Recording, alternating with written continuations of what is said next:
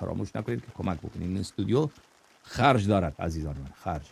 خب پول باید بدیم که این استودیو چراغایش روشن بمانه. من هر جای زندگیمو نگاه میکنم تو هستی. باش یه کاری از ما برمی اومد،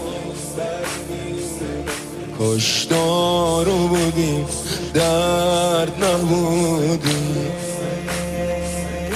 مردونه بهت قول دادیم اما ما اون قدام مرد نبودیم.